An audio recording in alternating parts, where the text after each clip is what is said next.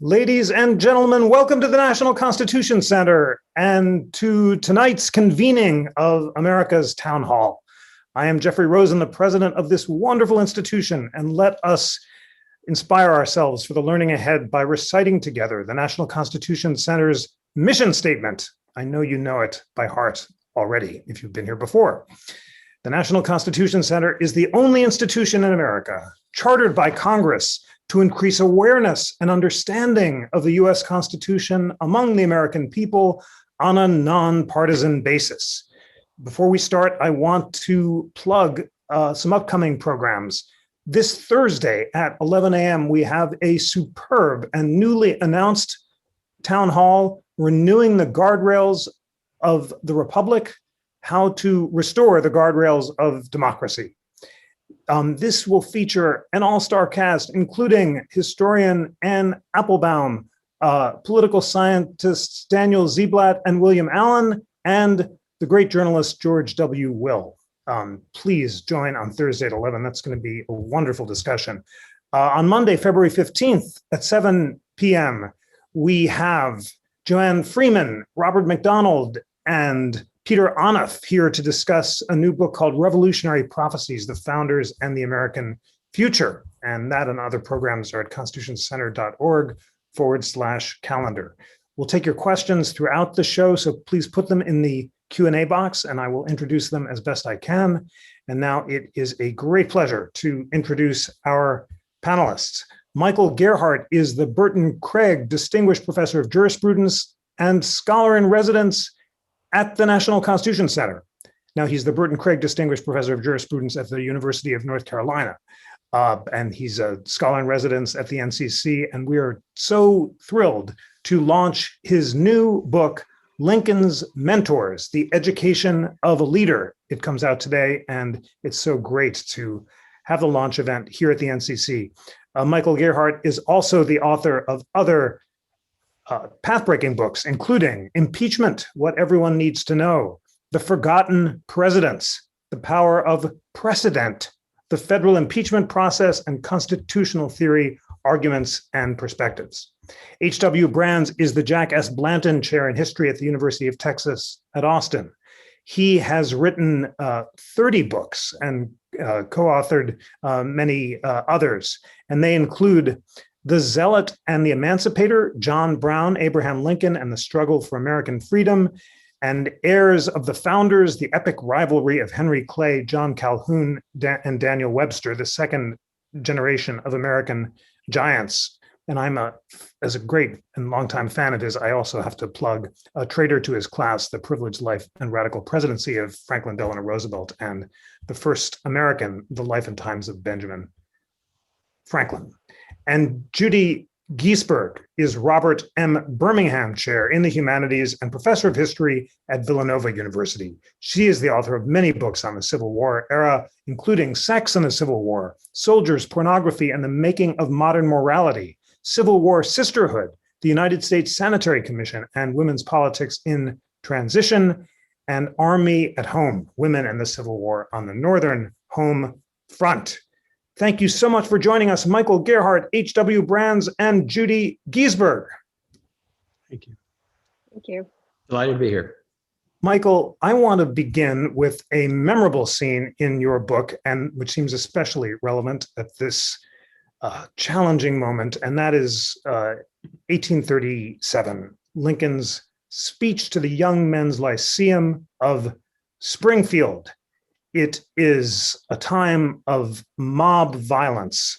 Elijah Lovejoy, an abolitionist minister, has just been murdered by a mob, as has an African-American man in St. Louis. And Lincoln uses the word mob or mobs 8 times in this famous address, and he refers to an ill omen developing within the nation, by which he says, I mean the increasing disregard for the law which pervades the country, the growing disposition to substitute the wild and furious passions in lieu of the sober judgment of the courts, and the worse than savage mobs for the executive ministers of justice. He goes on to warn that a demagogue may arise within us and inflame mob passions, and says that only reason sober, cool, unimpassioned reason can save us along with allegiance to the rule of law. Obvious modern resonances, but this distinction between reason and passion was one that Madison had used in the Constitutional Convention. And you say in your book that Lincoln is warning against the dangers of mobocracy embodied in the followers of Andrew Jackson, and instead embracing a vision of reason that he attributes to Henry Clay. Now, both Jackson and Clay are among the 5 mentors that you identify in this book. So how is it that Lincoln is denouncing Jackson and embracing Clay, and what can this speech tell us about the education of Abraham Lincoln? Well, thanks for the opportunity to answer that, Jeff. I'll try to keep my answer short. I do want to thank you and Lana, everybody at the National Constitution Center for having this great event. And I want to thank my co-panelists as well for taking the time to do it. And I'm honored to be here. And I appreciate the chance to talk about the book and other things.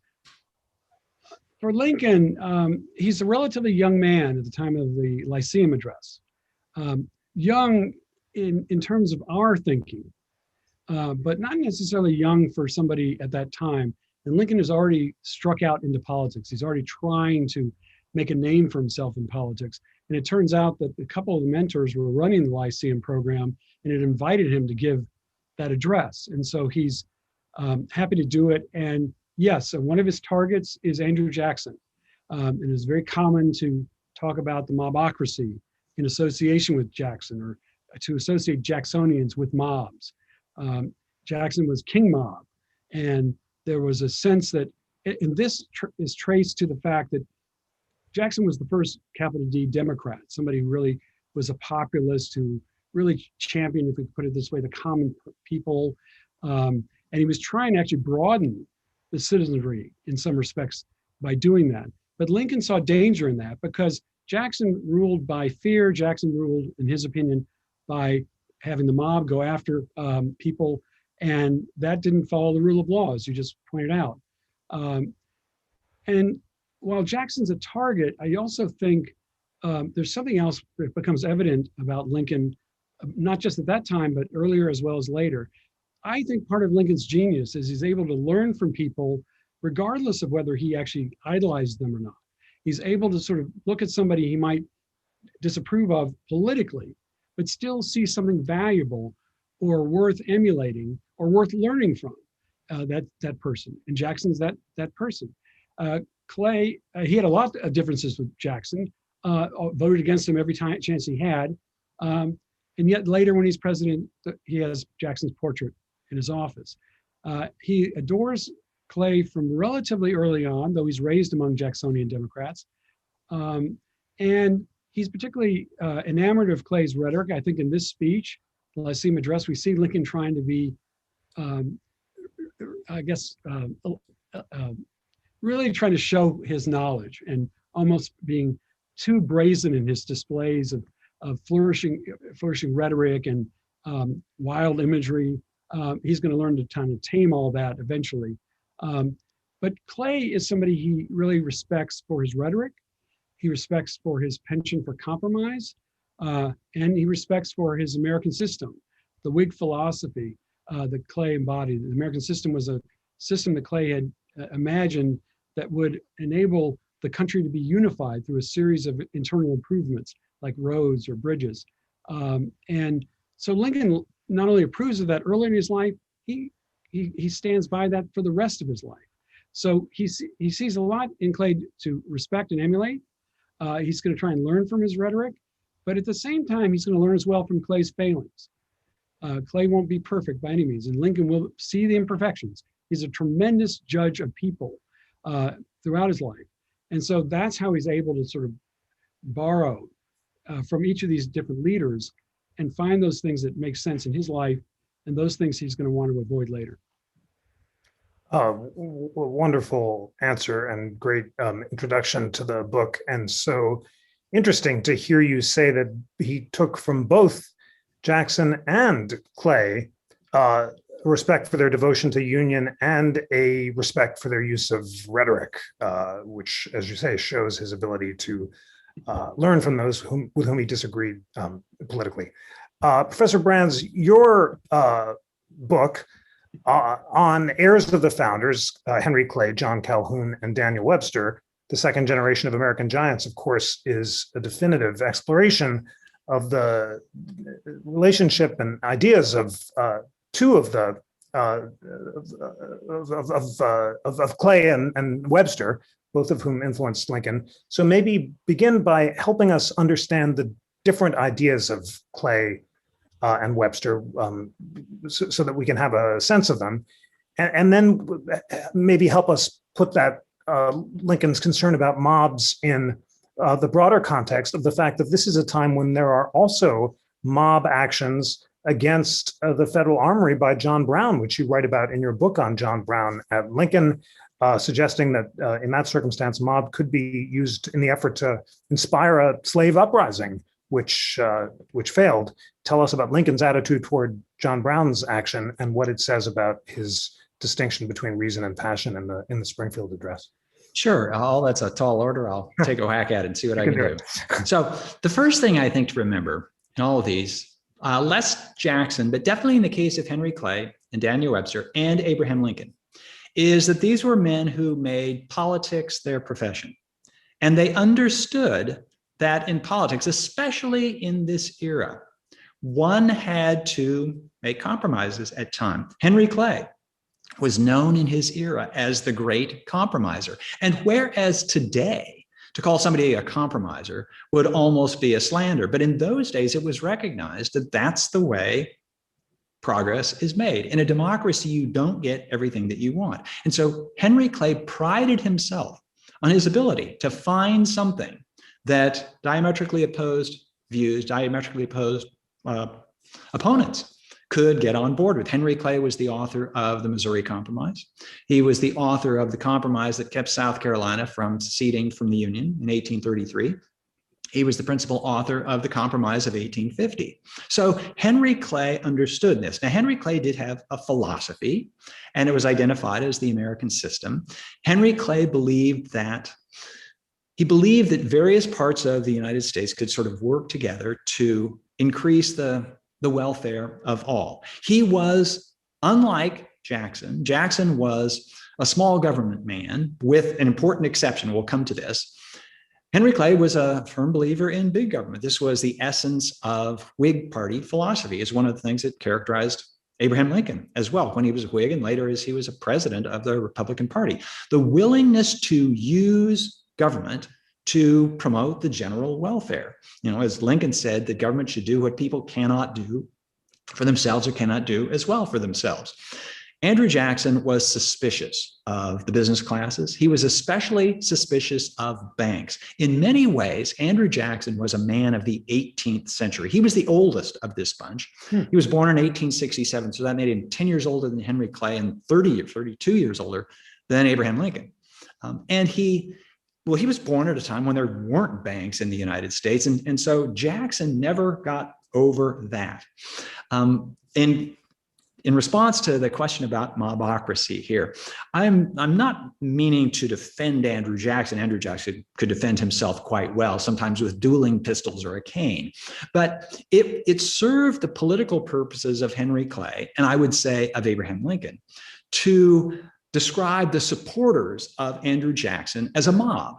Well, in fact, what they were people who had been previously dispossessed in American politics.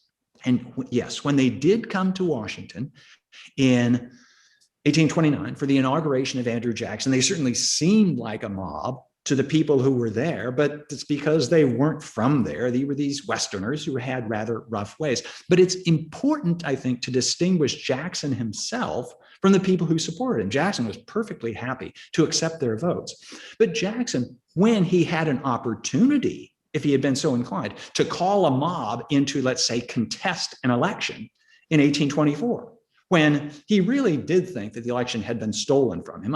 It was the theft was constitutional, but nonetheless, he got the most popular votes, he got the most electoral votes, but he didn't win the election. And he called it a corrupt bargain, but he lifted no finger to call the mob in to challenge the outcome of the election.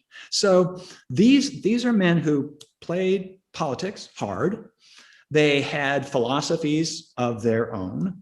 They sort of understood what they wanted. You mentioned Daniel Webster. I'll just say one thing about Daniel Webster, and he's an example of how philosophies changed over time, because Daniel Webster came to national attention during the War of 1812, arguing that since New England's interests had been trampled by the Republican Party of Henry Clay and John Calhoun and James Madison, that New England might reconsider its attachment to the Union.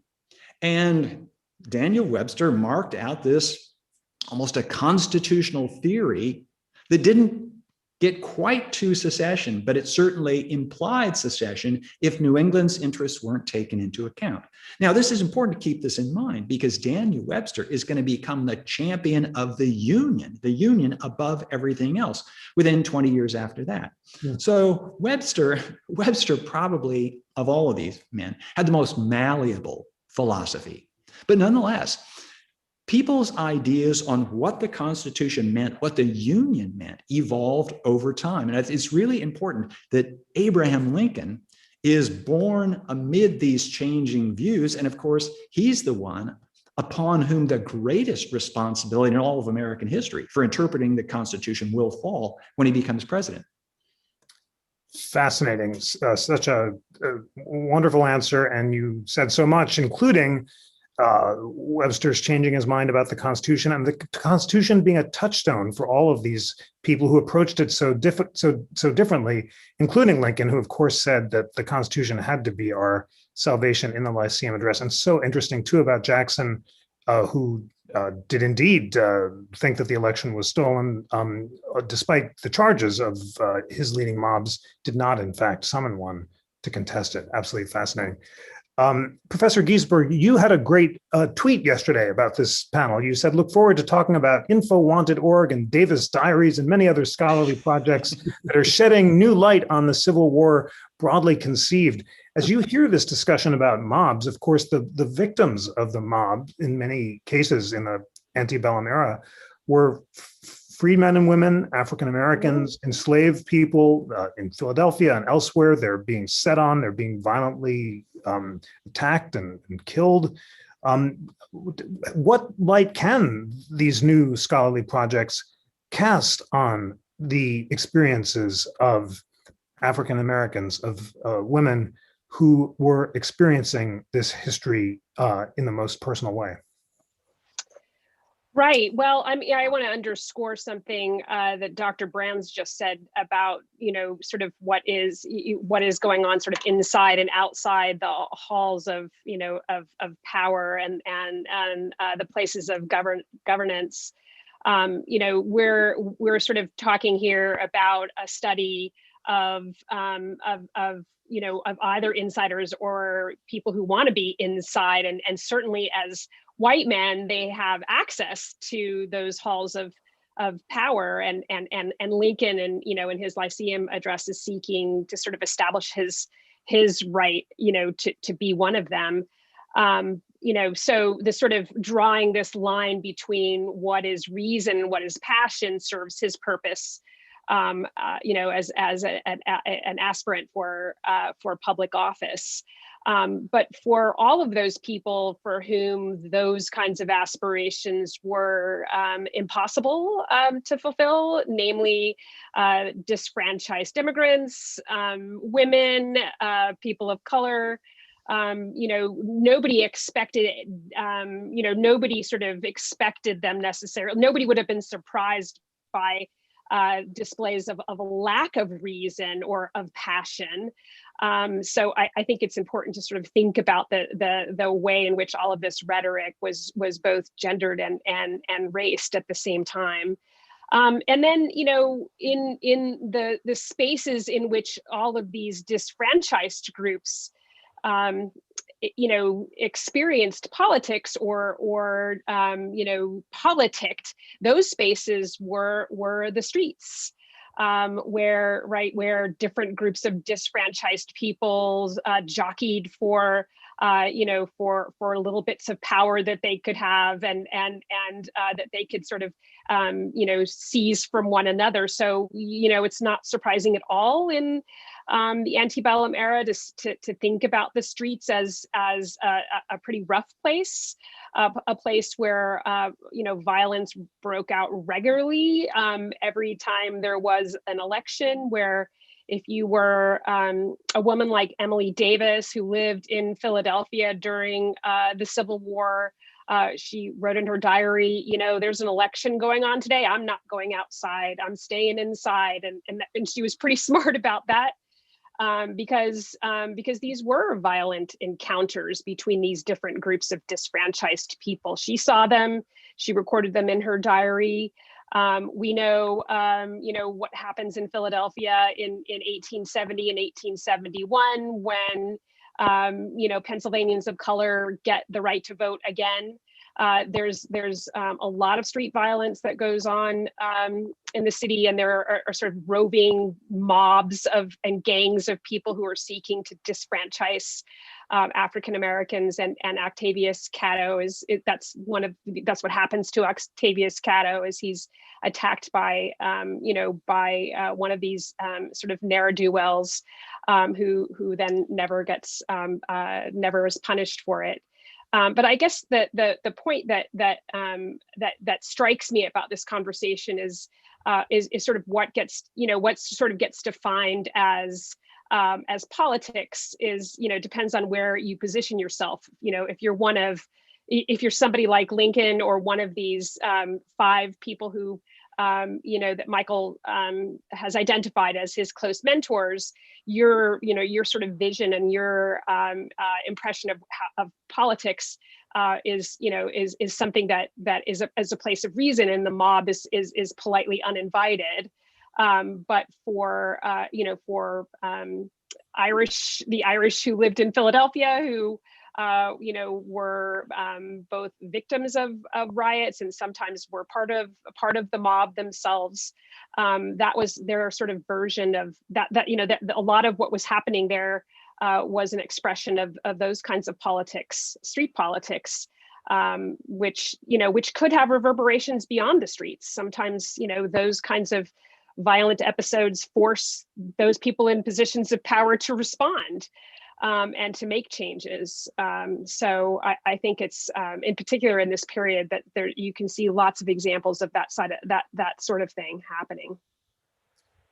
Thank you very much indeed for that, and for reminding us of the ways that the voices that, as you said, were excluded from the political process may not have had the same attitude toward these classical tropes of reason versus passion that those who were political aspirants like Lincoln were. Michael, I would love for you to put on the table the core thesis of your book, which is that Lincoln learned from a diverse group of people, some of whom he'd never met and others of whom he knew intimately. And we've talked about 2 of them, Henry Clay and Andrew Jackson, but you also highlight Zachary Taylor, John Todd Stewart, and Orville Browning, just so our wonderful We the People listeners have a sense of the thesis of the book. Maybe give us a few sentences on what Lincoln learned from each of these 5 mentors. And I think I'll just add a great question from the Q&A box from our friend Derek Webb, which I know you addressed in the book. Lincoln had a famously strained relationship with his father. In what way were Lincoln's mentors different from his father, and perhaps even replacements for the supportive father figure he lacked in his youth? Well, the latter's a good question. I'll try and get to that at the end. And of course, one thing to note about Lincoln is I think it's not really much of an overstatement to say he's really kind of learning from everybody he's around. Stephen Douglas later describes Lincoln as a man of the predominantly a man of the atmospherics that surround him, which I think Douglas knew him most of his life, and I think what that meant was that Lincoln was sort of he was there in the moment. He would sort of be able to understand the dynamics of what was going on. And only then would he be able to figure out, okay, what may be the path forward I can, from this point. And so throughout his life, one of the things I think I might have, identified, at least found interesting, is there is a pattern that Lincoln's going back to each of these 5. It's not so much that they are 5 more important than anybody else. They each have influence. And it's ever influenced throughout his life. So we mentioned Andrew Jackson, one of the founders of the Democratic Party. Henry Clay, one of the founders of the Whig Party. Also, Zachary Taylor, the winning general in the Mexican War, whom Lincoln supports over Clay for the presidential nomination in the late 1840s. Clay and Taylor are, in many respects, the two most prominent Kentuckians in Lincoln's lifetime. And so, if Lincoln's looking around the state where he was born, thinking, okay, who might there be that would be prominent and who become president from my state? They are Clay and Taylor. He likes Taylor's bluntness, his down-to-earth quality. He doesn't dress up. He becomes eventually a great model for Ulysses Grant as well, but that comes later. But Taylor's ingenuity, his really strong defense of the Union, even against threats of secession. Notice that each of the three, Clay, Jackson, and Taylor, all have that in common. John Ted Stewart is the person that talks Lincoln into becoming a lawyer, one of the people that does that. He's Lincoln's first law partner. He's also one of the first people Lincoln goes to campaign for. And Lincoln is not just campaigning for Stewart, he's sometimes substituting for him in debates with Stewart's first opponent, a guy named Stephen Douglas. And so Lincoln is learning by watching those debates as well, but he's also learning from Todd both what to do and not to do. John Todd Stewart was fairly lazy.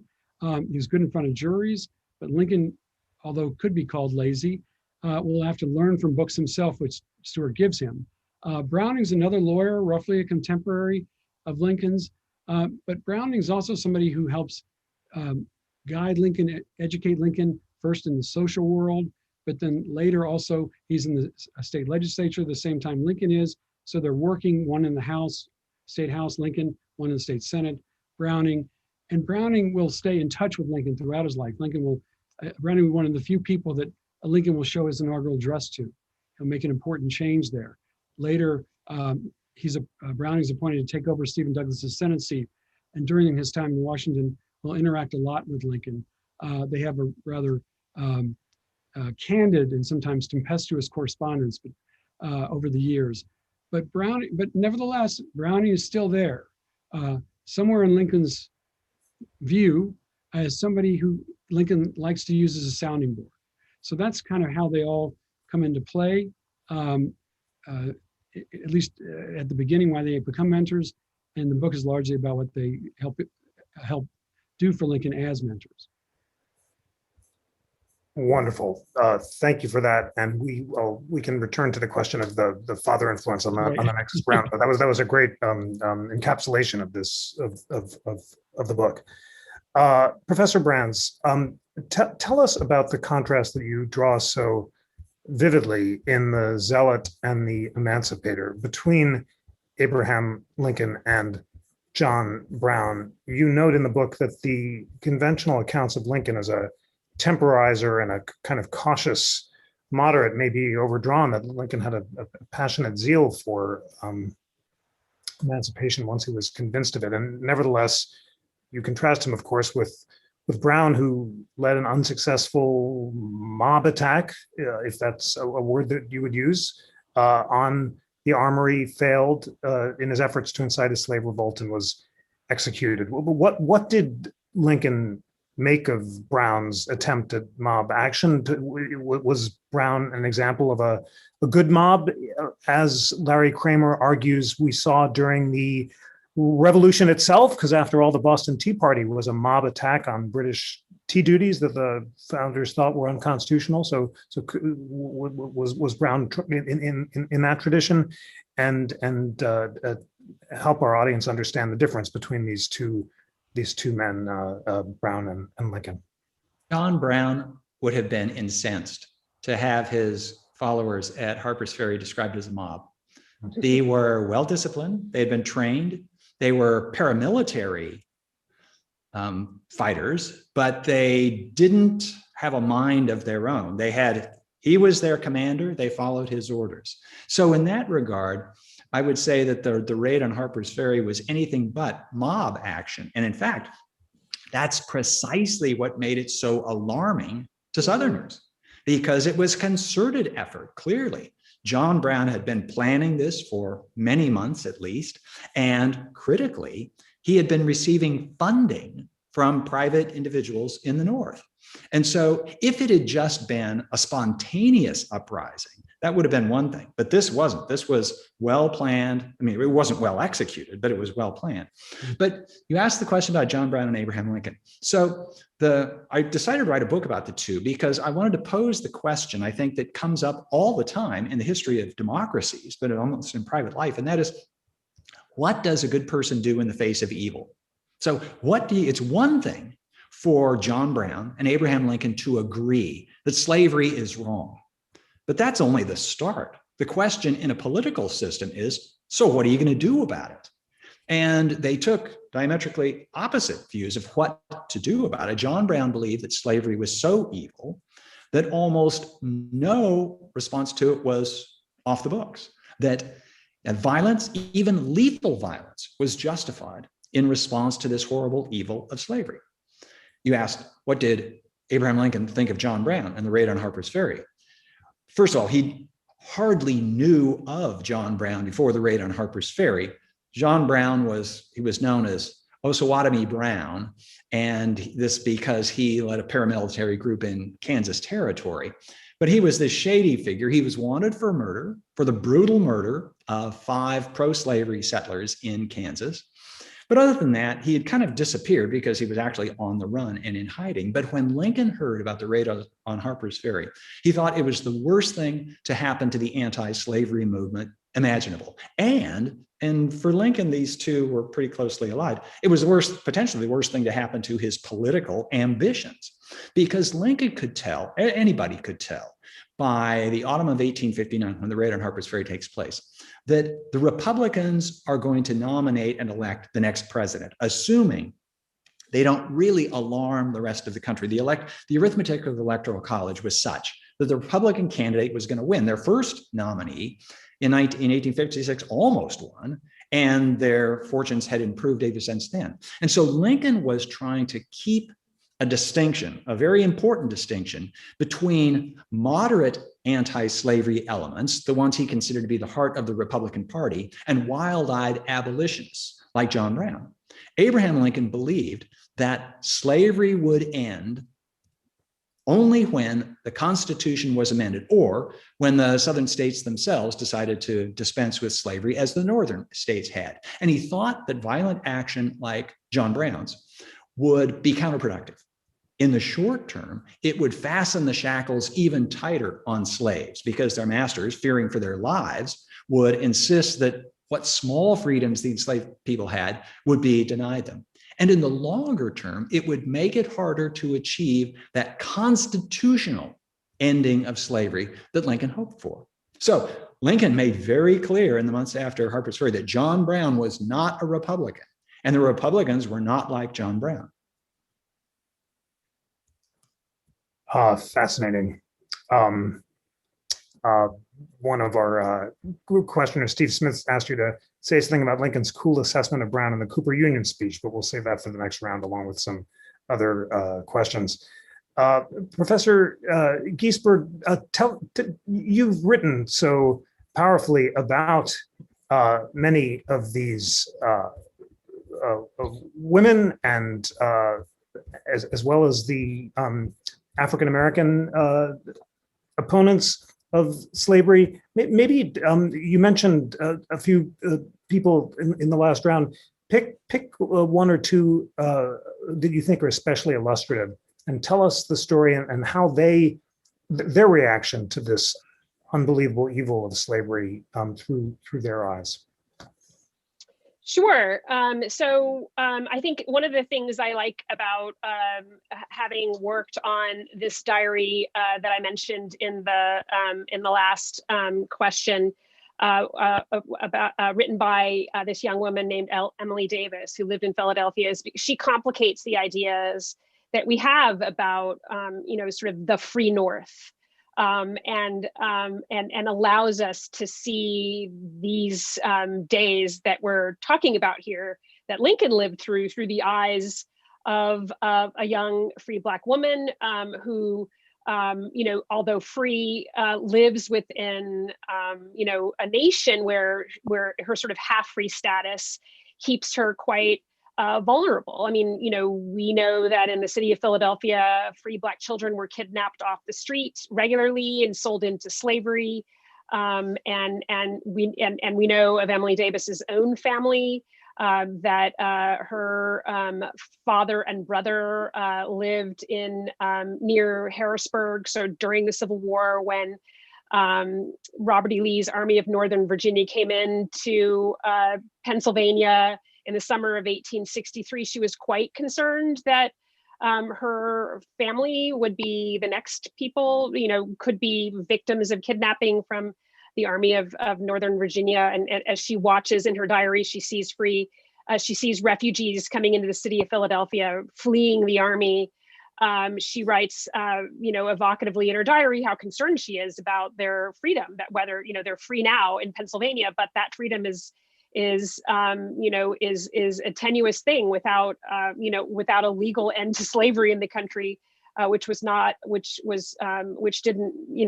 seemed like still a remote possibility in the summer of 1863. So certainly what Davis's diary and her experiences as this woman living in the free city of Philadelphia remind us is that that freedom her experience of freedom certainly didn't seem final, and it certainly didn't sort of free her of the concerns for her family, and it certainly didn't protect her from the humiliation, the daily humiliation of racism in the city of Philadelphia, segregation in the city of Philadelphia. So Davis follows all of these events carefully. She's a great, she watches the progress of Lincoln's campaign. She predicted, and she was pretty smart. She predicted that Lincoln was going to win in 1864. She writes it in her diary. She says, "I think he's going to win," and of course she was right. Although, right, as she's doubly disfranchised, it's not as if she can cast her vote for him, or or is anybody going to ask her for her opinion of the outcome of it. But she appreciates the significance of events like the Battle of Gettysburg. She appreciates the significance of Lincoln's reelection, and she celebrates the end of the war and the victory of the United States, because she sees this as sort of a further step in sort of resolving her status and the status of other people of color, whether they're free or soon to be free, that this was going to resolve this sort of half free life that they live. And these are the kinds of things she remarks upon in her diary.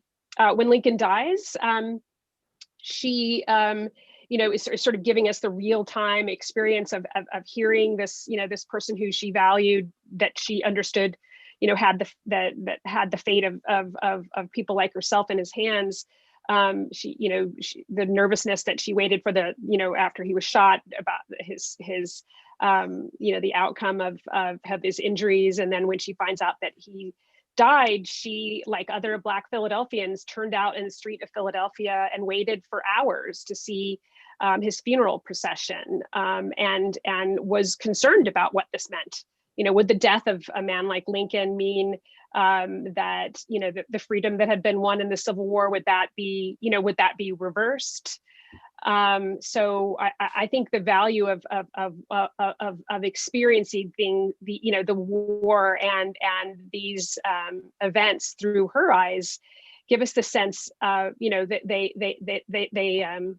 you can sort of smooth out the history of the Civil War and this period, but when you live it through the eyes of a woman like Emily Davis, it seems much more raw.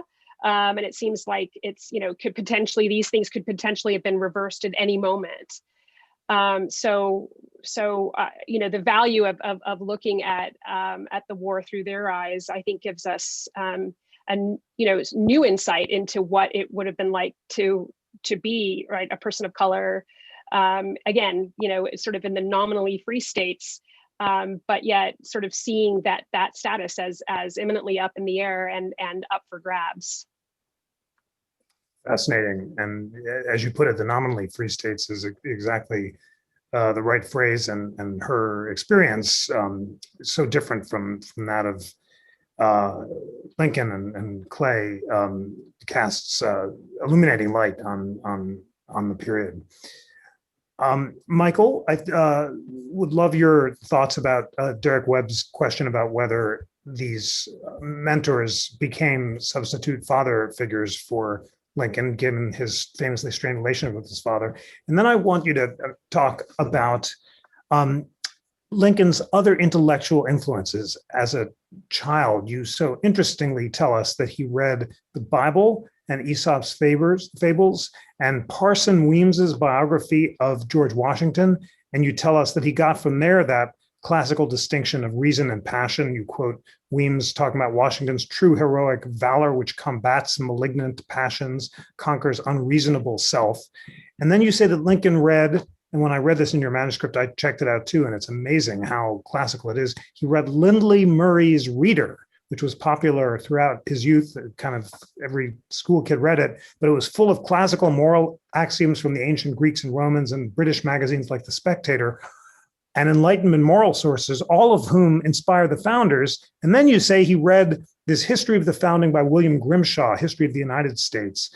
So tell us about the way that all of those sources, which you so fascinatingly reconstruct, basically put Lincoln into the mind of the founders, gave him at least excerpts from the same classical moral axioms that shaped the founders, and how that influenced his entire outlook.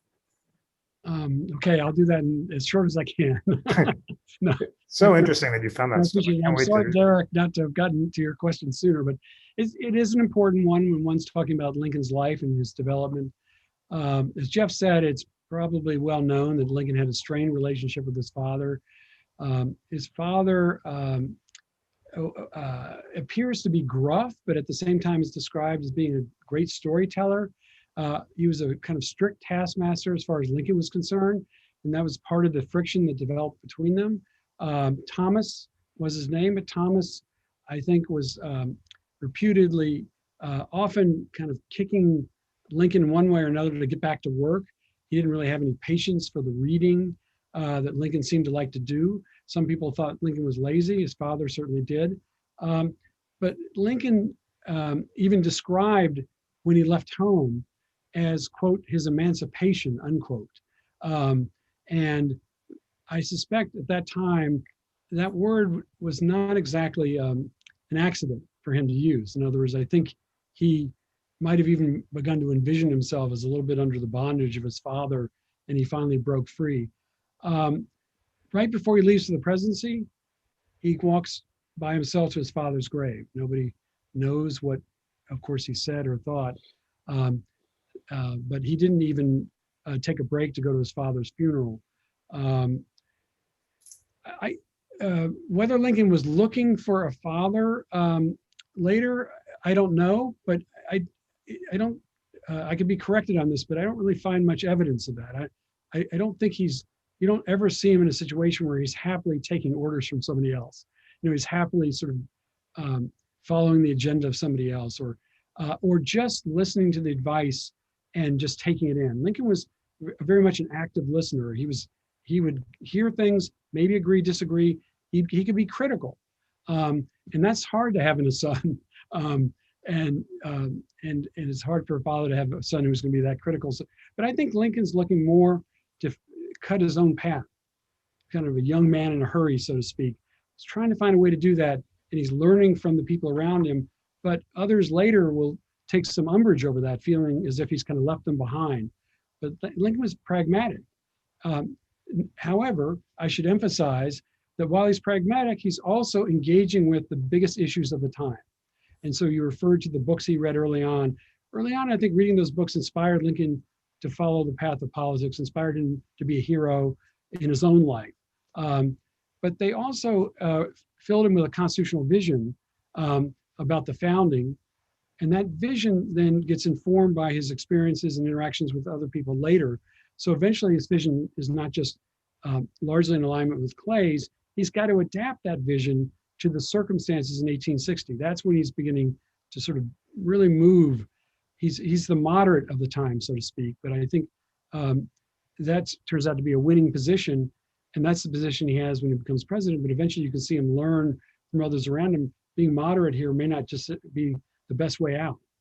That might not save the Union. I may have to do some other things. And so I think in the end, what we see Lincoln doing is learning from Madison and Jefferson. You know, Jefferson's heir to some extent is Clay, although I think Douglas would have liked to be that as well. And so Lincoln is seeing himself in that, he's hoping in a sense to see himself in that lineage. And lo and behold, he does. Yeah. Fascinating. Jefferson's heir is Clay is such a resonant suggestion. And that leads me to ask Professor Brands, to what degree were the other 19th century influences that you write about, like Webster, Clay, and Calhoun, also heirs of the founders? And would you say that they're heirs of different founders? And I'm interested in whether they too embraced this classical distinction that Madison and Lincoln put front and center between reason and passion, which of course was taken from Plato and Aristotle and refined by the Enlightenment. And the idea was that we have to use our powers of reason and reflection to moderate our selfish passions like anger, jealousy, hatred, and fear so that we can achieve benevolence, compassion, empathy, and serve the common good. I wonder if that trope was still really in common parlance throughout the antebellum period and through the Civil War.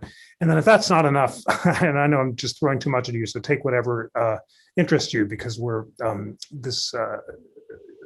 because we're going to end on time. We did have that good question from Stephen Smith, say something about Lincoln's very cool assessment about John Brown and the Cooper Union speech. Well, so yes, so let me see if I can somehow combine my answers to the two. I would say that, pretty much everybody in this era noted a distinction between passion and reason. And for each person, the definition was basically what I do is reason, what my opponents do is passion. Because they're emotional, I'm careful and cautious about this. And so, but I do think that it's a useful distinction between, say, Abraham Lincoln and John Brown. Now, I don't want to say that John Brown was moved by passion. John Brown was as calculating as could be, but John Brown believed, I had to figure out an adjective or a noun to describe John Brown, and I came up with zealot. And I'm not sure that's the best one, that's the one I've got. And he believed so firmly in his view of slavery that it overrode everything else. It allowed John Brown to take the law into his own hands, to set aside the Constitution, to act as judge and executioner of people who differed with him. Now, one could call that passion, but it's also a kind of taking reason to this, I'm going to say, to an extremist position. Now, if you agree with John Brown, then I don't know if you like to be called an extremist, but it certainly was an extreme version. Whereas Lincoln, as I mentioned earlier, Lincoln thought that was counterproductive. Lincoln believed that in a democracy, you operate by persuasion. You don't get to coerce people, you have to persuade them. Except, now the irony of all of this, the irony of Brown and Lincoln, is that Brown attempts to start a war to free the slaves. He fails in both aspects. His war doesn't start, the raid on Harper's Ferry fizzles, and he doesn't free any slaves. Abraham Lincoln, the pragmatist, does his best to avoid a war and doesn't want to take on the issue of slavery directly. That's protected by the Constitution. Well, he fails in both regards too. He can't avoid the war comes, and he's forced then, as part of the war to save the Union, to deal with slavery. So there's history is full of ironies, and probably as much during this period as any other. But Abraham Lincoln, as I mentioned earlier, thought John Brown was doing the wrong thing on the short-term merits and the long-term merits as well. The short-term, as I said, it's just going to make slavery worse for slaves then, and it was going to make the extirpation, the final emancipation of slaves that much more difficult. Now, Jeff, I wonder if I could prevail on your patience. Let me ask a question of Michael Gerhardt, because I've been dying to ask this question. Sure. So he's got this wonderful book about the education of Abraham Lincoln and his mentors, and how Lincoln arrives at this person that he becomes sort of as he becomes president. Now, I'm a historian like Michael, and I know that we very often succumb to hindsight. So we know that it's important to look at Lincoln because we know what Lincoln became. The question I want to ask Michael is, from what Lincoln learns from his mentors and the other people around him, is there any reason to believe that upon Lincoln's election in 1860, Lincoln is going to emerge as the greatest president in American history? This is a historical question, I think, but it's also fascinating. We've just gone through a presidential election, and every 4 years, Americans try to choose a president from the best person among those who are available. And I would say that history shows that sometimes we get it right, sometimes we don't. In the case of Abraham Lincoln, was there anything that would show that Lincoln was going to be a better president, for example, than James Buchanan? James Buchanan's resume was much more impressive than Lincoln's, but of course, James Buchanan is considered one of the worst presidents in history, and Lincoln the greatest. So if you didn't already know that Lincoln was going to be great, can you see from Lincoln's preparation, can you find the seeds of greatness there? I think it's going to be hard to find them. I think, in fact, even at the time, remember, when Lincoln's elected president the first time, it's just with the plurality of the popular vote. It's not a landmark by a landslide by any description. And newspapers are largely critical of him, calling him a coward, sometimes worse. And certainly the people around him are all thinking he's overmatched. And certainly he's got a cabinet that thinks he's overmatched. And Lincoln himself, as late as 1864, thinks he's going to lose his reelection. So at least for a while, he thinks that. So I think it's hard, I think, to look at that resume, so to speak, or look at the path he's come and think, okay, from this path, we know he's going to emerge as maybe the greatest president in American history. Having said that, it's also true that the table's being laid, in a sense, at that time. I mean, he's got this big challenge. How's he going to rise to it? Now, there are a couple different ways he could do it. And one way is evident of one of his great attributes, I think. He's educable. He is somebody who's willing to learn if he doesn't know it himself. That's not a bad trait to have in somebody who's about to meet the biggest crisis ever in American history. And so he'll oftentimes get not just everybody's viewpoints, but he'll read it himself, which is another attribute. In other words, not just trusting what the experts say, but he's going to read it himself and try and figure out, okay, what do I think is really happening? What we learn, I think, is those attributes are going to help him rise to this occasion. But some people think he's speaks incoherently. Some people don't get the message. Some people think he's weak, and it's hard.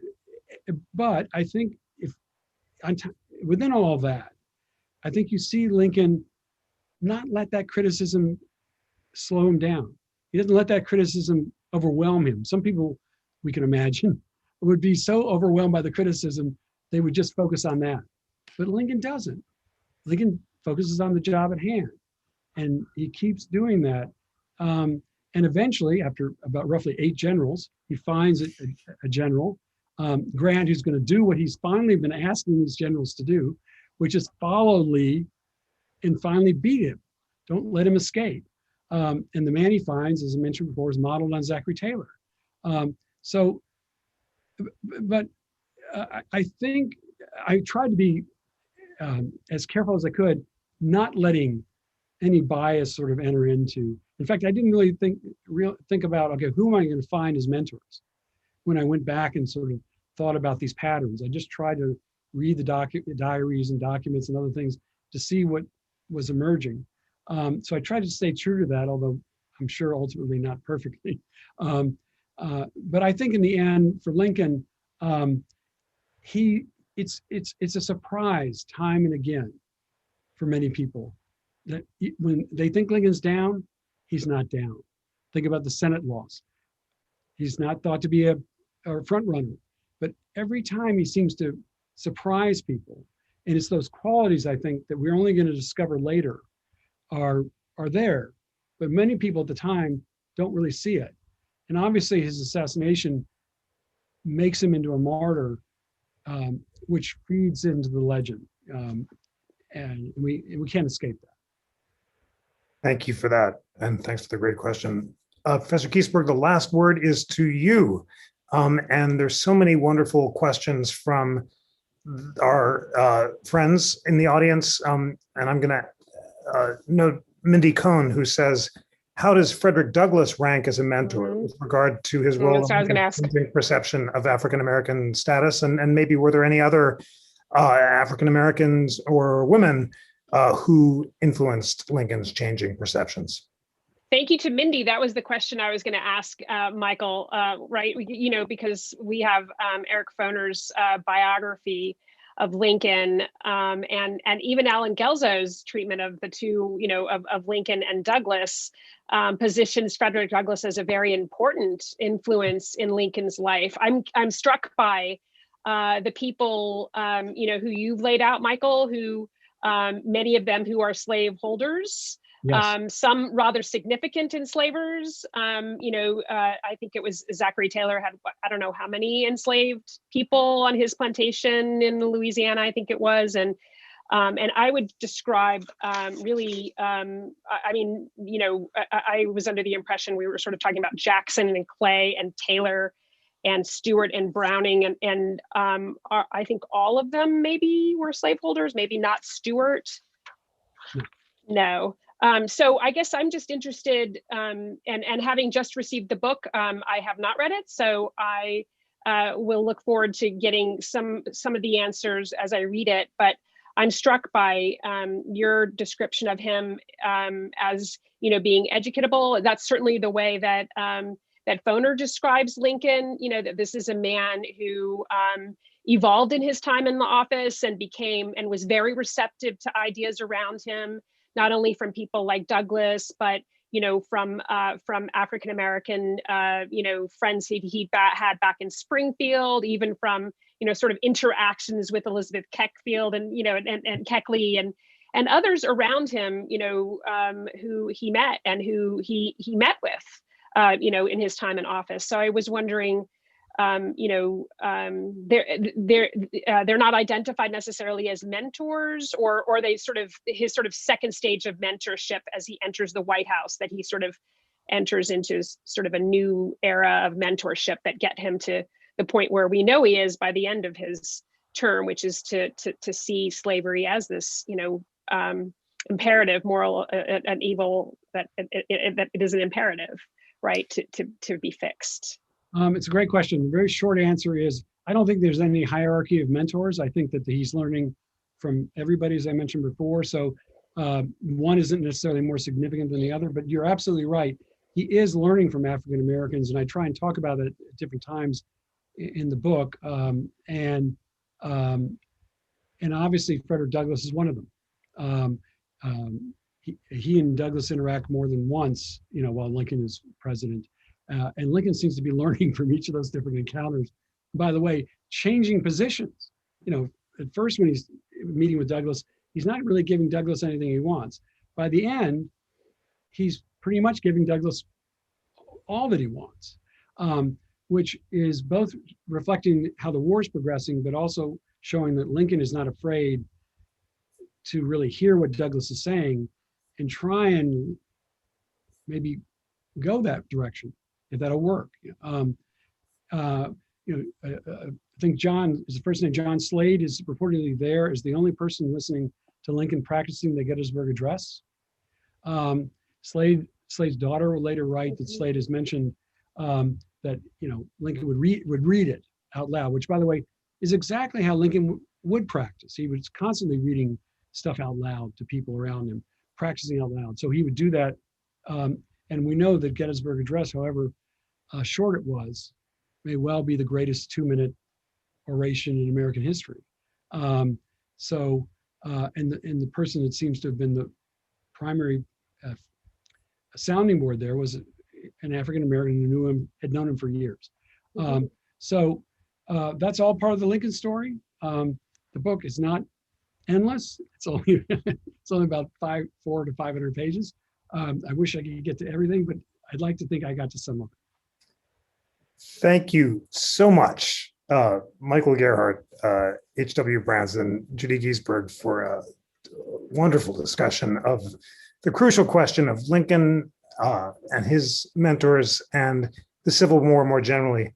You've inspired us and reminded us that Lincoln was educable, and so are we, and so are you, National Constitution Center friends. And thank you for taking an hour in the middle of your evenings to educate yourself about history and the Constitution. And you can continue that crucially important work by reading the books of the wonderful scholars that we have heard from today, including most recently the book that we're so excited to launch, our friend and colleague Michael Gerhardt's Lincoln's Mentors.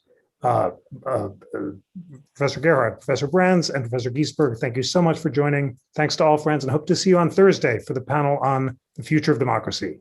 Have a good night.